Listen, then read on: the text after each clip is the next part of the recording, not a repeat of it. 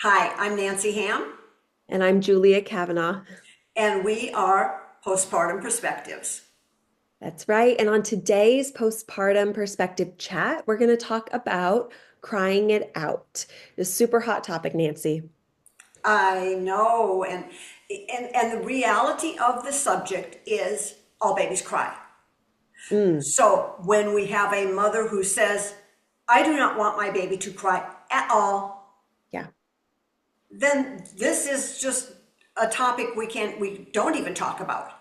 right, right, It's almost impossible for babies not to cry, even when we're using the gentlest method of sleep training. right. Which is not crying it out, just Oh, for the record, for absolutely the not. listeners. Oh, Yes, yeah, absolutely not. We did sleep conditioning on our last podcast, and I would say that is the best method to get a baby to sleep. And by the way, they also call that sleep shaping. yes, So yes, it can be called sleep shaping or sleep conditioning. They're both the same thing. yeah, yeah. And that can be carried past the 3 month mark, but we can start it as early as day one. And I do. Yeah, Yeah, that's sleep yeah. training, but let's not go, we Sleep can shaping. backtrack into that again, or you can listen to the last podcast, which is a much better idea. Yeah, So I need to clarify myself yeah. because I have been a newborn care specialist for over 30 years. And for the first, I'm going to say 25 years, maybe a little less, crying it out is what we did. Yeah. Crying it out is what we did. And I'm going to be really honest with you and say I've never had any babies have attachment issues or anything. And I actually have checked back with parents and said, we use the cry it out method with your child. Have you Yeah. noticed any attachment issues? And the answer was always no. All we noticed was everybody in the household's getting a good night's sleep. Yes. Yeah. So there are advantages to doing it because it's so fast. If you have a Yes. baby, It let's is. say that's 4 months, 5 months, 6 months, that hasn't been sleep trained, you're getting up 3, 4 times a night with that baby. Yeah. Within 2 nights, the third night should be good. That baby can Yep. be sleep trained if you Yes. use a cry it out method. Okay. Yep. Yep. So we're just going to kind of delve into that, the pros and the cons. And Yeah. Julia, tell them a little bit what your thoughts are about it. Yeah. Thank you, Nancy. I really appreciate hearing from a newborn care specialist who's been doing it as long as you, like just like how effective it is. Because as a postpartum doula and coming from that perspective, we really focus on attachment parenting Hmm. and keeping baby as close to mama as possible. And if we do take over, it's very immediately responsive. Hmm. Um, and that is just looking at the biological responses, right? We're like, okay, biologically, babies, when they're in the first year, are really looking for that responsiveness from their caregivers. So, as a postpartum doula, that's what we try to replicate if we're taking over night duty. Um, However, that does not take into consideration what's going to happen when we leave. So I think that this conversation is perfectly timed. So, what was the question exactly? Just what, and you've answered it. What is Yeah. your attitude or your thoughts about crying it out? And you You can't. know, I thank you. So I will say that I will use cry it out because I do both now, right? I'm a postpartum doula, but I'm also a newborn care specialist. And when parents come to me saying, "Can you help us sleep train our baby or sleep condition our baby?" Um, as long as the baby's over 3 months, I will help with sleep training, but I will use cry it out if the mom and dad or if the parents are in a state such that their mental health is severely at risk. If we need to go in there and get their baby sleep trained as quickly as possible and finances are a factor, I'll use cry it out. It doesn't feel good to anybody though. You know, it doesn't feel good to me as I'm listening to the baby cry it out. It doesn't feel good to the mom or the dad or the parents.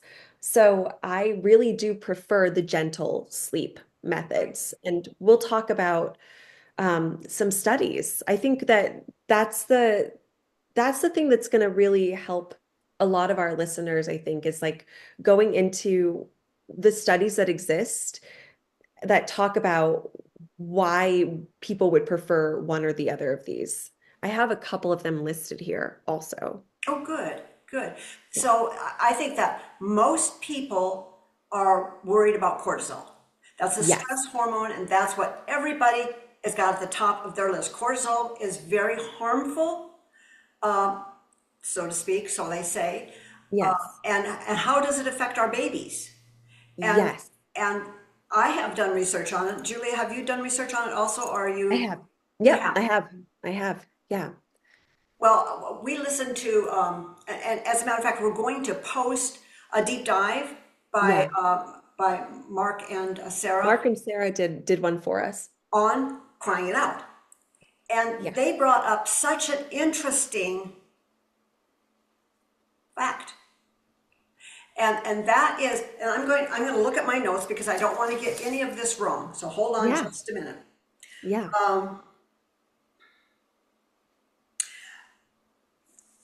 The cells can be imprinted with what Yes. is called a glycocorticoid receptor, a GR.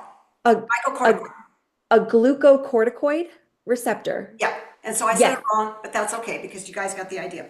All that's right. right. So if they have enough of these receptors in their cells, cortisol isn't nearly as big an issue. That's right. So I think you probably read the same. I did. Yeah, I read the same articles as you, and so can I go into that a little bit because I Go love this. ahead. Go ahead. Yeah. So yeah, so and Mark and Sarah go into this also in the deep dive, but like the glucocorticoid receptors, those are receptors on our cells, and that's what the cortisol needs to attach to in order to get into the cell to do the work that it does. And they found, research has found that the more glucocorticoid receptors a person has, the better they manage stress. And it turns out that the way we help increase glucocorticoid receptors or GRs, we can just call them GRs for short. The way we increase GRs is by increasing nurturing and frequency. That is what increases those GRs in the cells. So if we can do that with our babies, the cortisol won't be so overwhelming for their bodies, right? Is that what you're Right, saying? right, and it's not such a big issue. I'm Yeah. still not saying you can allow a baby to cry it out. I'm just saying that cortisol becomes a much less of an issue Yeah. when a baby is nurtured, loved, cared for consistently during the day Yes. than if they cry a little bit at night or anytime during the day. It's not a big issue. Babies cry. Babies cry. Yeah. But Yeah. it is the matter of if they have these little GRs running around in their cells that Yeah. are protecting their cells from Yeah. cortisol. I love that because Yeah. it's just moms have this huge, huge, huge fear of a baby Yeah. crying. It's like that's what babies do. That's what they Yeah. do. And what if your baby has colic, for instance, Yeah. and cries all day long? Yeah. Is your baby going to suffer from cortisol issues later on? Probably not, because that baby is probably loved and nurtured while he's crying. Yes. Yes. And I think that that's an important piece too, because there was a study that they did. Let me see if I can find that study. I know Mark and Sarah reference it in the last in the deep dive that we'll post. Um, but there was a study that looked at the effects of when babies are crying it out, that the mother's cortisol will rise and the baby's cortisol will rise. And then once the baby stops crying, the mother's cortisol goes down and Yep. she's in a neutral state. Yep. However, during the babies were checked again during that time for their cortisol levels, and their cortisol levels still remained high. And I know that that's something that a lot of um, people who are anti-crying it out will reference that even though the baby is sleeping, even though they're in a perceived state of rest, their body is still coping with all this cortisol inside of it because it doesn't have those receptors built yet. So I found it really interesting. I didn't even know this that be between the ages of 1 and 6, a baby's cortisol will naturally decline as they get older. Their cortisol levels in their bloodstream, and that makes sense, I guess, right? Because they have more receptors Mm-hmm. as they get older. Mm-hmm. Their body will be able to cope with this stress. Um, but that, to me, that makes a big difference in how I think about cortisol and stress in children. If I think of it as they're going to have it regardless of what we do, like even a bath is stressful to a baby because it's new. Everything is Um, stressful to a baby. everything new is going to be stressful Mhm. to a baby, from a bath to a diaper change to a clothing change. And none of this is harmful, but it's new. Mhm. And I think that that goes to sleep as well. Sleeping without being on someone's chest or being in the womb. It's new. Yep. And if we can support them, which I think you and I are going to talk about, right, Nancy? Like, Yeah. how can we alternatives to crying it out? But Right. like, if we can support the baby uh, in this time, then they can build those GRs so that they can be resilient to Right. cortisol And later in life. I'm going to ask a question. I don't know the answer to it, so maybe you do, maybe you don't. When do they Okay. start to build those jars? Is it immediately? Immediately. Yeah, that's what I thought. That's what I Yeah. thought. Yeah, that's right. Okay. Um, yeah. So they've got lots of cortisol, few GRs. So we want to change that ratio Right. with Right. love and nurturing. And that's Okay. what they found. So I have got another question for you. I've never asked you this before. Oh, okay. I'm excited. I am too. You've got a baby home from the hospital a couple of days. Okay. Brand new baby. Brand new From baby. the time this baby was born, Okay. mama stuck the pacifier in the baby's mouth. Okay. Okay, so now the baby is home, Yep. and that baby will not sleep unless the pacifier is in its mouth. So Yeah. mom is getting up multiple times Yeah. during the day and the night to stick the pacifier in the baby's mouth. The Yep. only way to break that habit is extinction from the pacifier. Take that Yeah. pacifier away. Yeah. How would you cope with that? Without, if mom's like, I don't want the baby to cry, what would Yeah. you I do? love that. I love that question. Okay, so as a postpartum doula, Yeah, as a and postpartum doula. baby is only a couple days old Yeah. at this point, only a few days old, I would be holding that baby.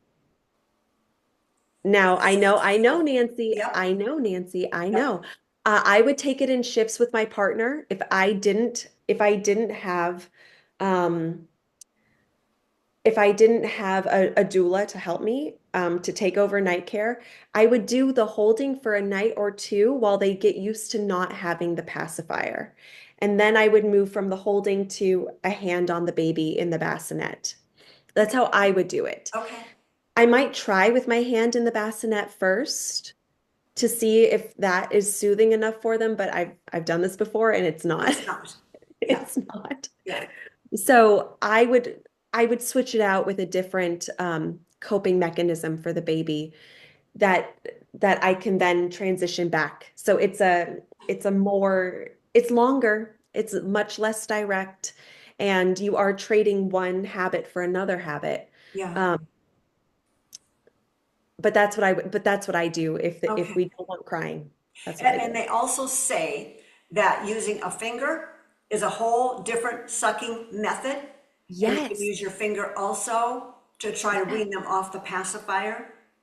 So, and of Yeah. course, as a newborn care specialist, we're supposed to be gloved up or wash your hands really good or Yeah. whatever. But that's something that mom for sure can do, is just use a finger instead of the pacifier. Just to wean the baby off the pacifier and then slowly off the finger. Just an That's idea.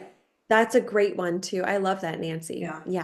That it's still it requires an awake a somewhat awake version of an adult to be yes, putting their finger, even if you're reaching into a bassinet that's close to the bed, you're yeah. still like awake enough to put your finger there and let them suck on it. And What we don't want you to do, moms, yeah. is we don't want you to put the baby on the breast and allow the baby to use pacifier breast, Yes. because Yeah. that is never ending. It does lead to Yeah, endless snacking, yeah. nighttime snacking. Yeah. So we don't want you to Um, do that. I will say, I will say Go as a ahead. doula though. We do not think the same all the time, so you might get a No, bit of, actually, I think we should do a whole episode that just talks about like the tension that exists between postpartum doulas and NCSs. yeah, I Because agree. we unfortunately like we really do have this kind of rivalry between us, but it doesn't have to be that way. Yeah. And I hope that that's what you and I are able to show. Oh, Um, absolutely. I think that NCSs, don't take offense, doulas, are more educated in newborn care and we're more structured in newborn care. We believe Structured. more in structure because we're there to take a load off of mom. Yeah. You guys are there to help mom deal with the load. That's true. We're also there to take a load off we take a load off by dealing with the household Right, chores right. so that mom can bond with baby And versus we take a load off by getting the baby scheduled and Mhm. on a feeding schedule and self-soothing so that mom actually has time when we leave to take care Yeah, of the siblings and these other things, and the baby is in somewhat of a schedule. right, right. So that's a huge difference. Totally different approaches. So we'll come back to that for another podcast. Yeah, sounds good. But in this one, in Cry It Out, when it comes to the breast, okay, this is another one that we're gonna have to touch on, but like sleeping and feeding. That is a thing that especially in the attachment parent community, Mhm. I have moms who are like, I have, they sleep topless and they'll bring the baby to them. Like they'll sleep in the Safe Sleep 7 uh, form that's recommended by La Leche League. If you're going to sleep with the baby in the bed with you, there are ways to do it, ways to follow it that make it the safest as possible. It's not recommended by the American Association of Pediatrics. It's actually attributed to one of the contributors to SIDS. Um, and that's important to mention. And still, there are safe ways to do it if you're going to do it. And I have a lot of my moms like to bring the baby into the bed with them and have their breast available for when the baby wants to feed at night. It does lead to issues if you're trying to have any time away from the baby. And there are parents that don't feel like they want that. There are Right. parents who just want to be with the baby 24/7. And that works for that type of parenting. But for parents who want to have, a job or be able to go to the grocery store and have some time for themselves, if the baby gets used to that constant snacking, that constant Mhm. availability, and the nipple becomes the pacifier, uh, it becomes very difficult to soothe them any other way. Yeah, I agree. Yeah. I agree. As you were saying that, I was just thinking and we probably don't need to get into this now, but that is one of the big differences between an NCS and a doula also, is Yeah. doulas tend to work for more attachment type parenting Yeah, people. for sure. NCSs do not. We work for some people that don't want to be attached to their babies. Literally, I have worked for people that I was there for 3 months solid. If I saw mom or dad one time a day stick their head in the nursery and say, "How's baby doing?" It was a good day. Wow. Yeah. Wow. So, and I've worked for more people than just one couple with that. I mean, I worked for quite a few that were like that. So You it's know, a different type of, that parent, those parents wouldn't have a doula.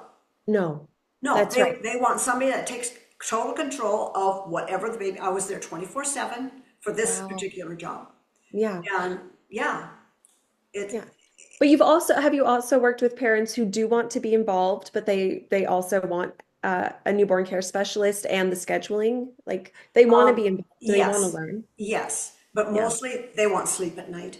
Yes. And Yeah. I know sometimes that sounds selfish to some moms, like, well, you don't need sleep because you just had a baby, you need to take care of your baby. But Mm. some moms have to have sleep. I had one dad call me. You know what? We're not going to go into that because that's going to be our next one. We're going to work with postpartum stuff. Yes, So we'll let's talk about let's postpartum. let's circle back to crying it out because we've really But gotten off of the I do think this is important though, Nancy, what you're talking about sleep. Because the reason why we're talking about cry it out, the reason why yeah. I will use it sometimes with my parents is because sleep is so important. Yes. And we're going to talk about this in our next podcast, which is about mental health Hmm. and postpartum mental health. But if you've got parents, especially moms whose hormones are all over the place and they're not getting sleep, it is going to affect not only them and their partnership, it's also going to affect the babies. Hmm. So at the end of the day, I would rather have a baby cry it out for a couple of days. If if if if Yep. it's that extreme, Yeah. I'd rather have them cry it out for a couple of days and then have the mom be able to respond during the day and give Yes. that really wonderful attention. And I'm repeating this again, just in case there's any misconception, babies are not ready to cry it out until they're at least 3 months old. Okay, so then Julia, what do you do if a mom has mental issues postpartum, she needs sleep, and the baby is 1 month old? Yeah. Well, fingers crossed, she's got somebody like me who she can pay to come in and take care of the baby, to make sure the baby is getting that attention. Or if she doesn't, um, hopefully she's got a partner who can Yeah. help her. And if she doesn't, because I've also worked with moms who are single, who I've done some pro bono work for moms who don't have help. And in those cases, that's where bed sharing honestly comes to play. Well, and one thing that I want to totally emphasize is Yes. that we never allow a baby to cry it out before they're at least 12 weeks or 12 pounds. Yes. That Oh, is and the weight is important there, the Nancy. way, Thank you. because you have some babies who are 10 weeks and 12 pounds. Yeah. So then we're a little bit, I'd rather wait a couple more weeks, but if mom is very insistent, I would go ahead and do it. Yes. But And never why a is the month weight old. important? I'm sorry. Why is the weight important? You know, that's always what all the material has said, and I don't know why. And it's what the I think it's, pediatricians say too. yeah, I think it has something to do with when they're that heavy, they can get all their calories during the day. They Yeah. don't Okay. need the feed at night. Okay. They might Yeah. want the feed at night, but they don't need it. They're not going to starve. Whereas if you take a 5 pound, or let's just take an 8 pound baby, Yeah. and they want those calories at night. They need those calories at night. Yeah. But Yeah. and I'm just sitting here thinking that I've had a couple of babies who came home from the hospital at 10 pounds and slept all night. Yeah. And Yeah. at that time, which was at the beginning of my career, we didn't wake them up to feed them. Yeah. Let them sleep all night. Yeah. And in both instances, those babies slept all night from birth. Holy cow. Yeah, from birth. So, but now, yeah, but now I would probably suggest to mom, well, probably should wake the baby up 1 or 2 times during the night just to make sure that they're getting, but these babies thrived. They Yeah. thrived, they were Wow. fine. So Wow. Yeah, sometimes what the suggestion and like the instruction from the hospitals, the pediatrician, like what it is today, right? Because it's always changing also Yeah. as we learn new information, it changes. But sometimes like the new information can say, oh, you must do this. And then we look back and we say, well, we didn't used to have to do that, and Yeah. it was fine. Like back in the 50s, you could put a baby to sleep on their belly. Now, it's not fine now. We know that that's not we can't do that. But that was how people put babies to sleep back Yeah. in the 50s. And 50s, a lot of 70s. the Yeah. babies thrived, right? I'm here today because my mom is alive and I she put was all put, three of my babies sleeping on their tummies, all three of yeah. them. That was in the 70s. Yep. Yeah, that was in the 70s. So it's like information's always changing, It and we do is. the best that we can with the information that we have. And just because information changes doesn't mean that what did work for us and worked in the past was bad. It's just now we know that it's safer not to do that thing, Yeah. Agreed. right? Agreed. Yeah. So what else do we need to cover with crying it out? Is there something that we are overlooking? You I guys, if yeah. just a minute, let me say this. If you guys ever have any questions or comments, or you're like, oh, I wish you would have covered this, or please cover this in a podcast, please contact us. We'll leave the information below Yeah. where you can contact us. So Yeah. please contact us and let us know, and we will always respond to you. That's Julie and I are really good about that. So go ahead. Yes. Yeah. No, I just want to touch on really fast like the effects of cortisol. Because when we talk about like cortisol is the big word, but like what does it actually do? And I've got my notes right here. Good. So I've got three main things that cortisol does. It babies will naturally produce it like throughout the whole day, but it will become higher when they are dysregulated. And this is important because it lets us know as the caregivers that the baby needs us. Like that's why nature elevated the cortisol to keep the caregiver close. Um, but it will also make sleep disruptions more frequent. So high cortisol levels will make it harder for the baby to settle and stay asleep if they remain high like during the sleep wake cycle. Right. Does that have And anything to do with swaddling? Then when we swaddle them up, does that lower that cortisol?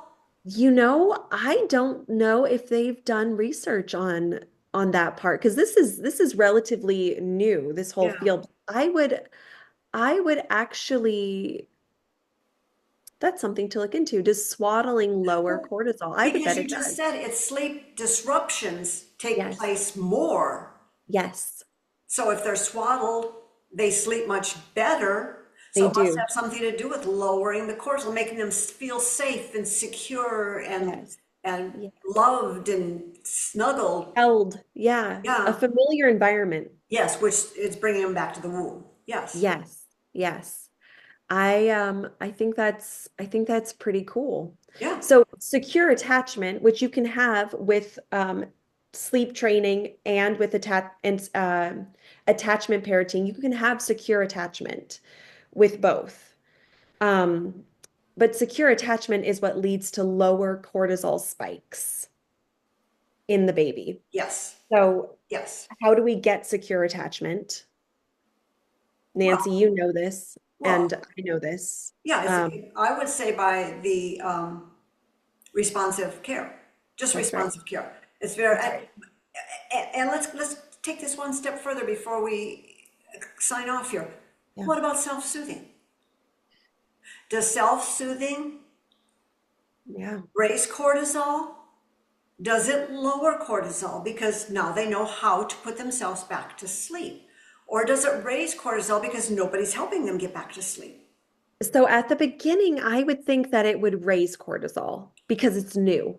It's new. Yeah. It's new. And and early on, if they don't have the GR receptors, the cortisol can't lower. Mm-hmm. Just going to be floating around in the blood. So I think that self-soothing will lower cortisol once they have the GR receptors for it. So we've got to build those first with the secure attachment and Yeah, the response. responsive care. Yeah, yeah. Yeah. Yeah. Very, very interesting stuff. Yeah. Nancy, thank you for Oh, talking with me about this. yeah, this has been great. And I've learned a couple things. I hope everybody that's been listening has learned a couple things. And we will go ahead and sign off, and we'll be back a little later. I think something about postpartum is next, mental health with postpartum. Is that what we're Yep. going to do Yep. We're going to next? talk about Okay. how to recognize mental health issues when you or someone you know is in the early postpartum period, Okay. and what we can do to help. Okay. That sounds really good. Yeah. Thank you so much. All right. We'll see you guys next time. Bye bye.